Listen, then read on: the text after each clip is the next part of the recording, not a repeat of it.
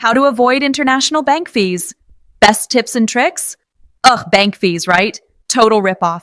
I remember that time in Rome, March 22nd, got hit with a crazy $15 fee just for taking out $200.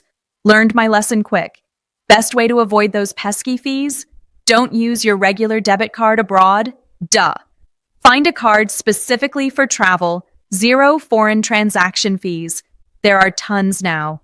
I use the Chase Sapphire Preferred, worth the annual fee for me.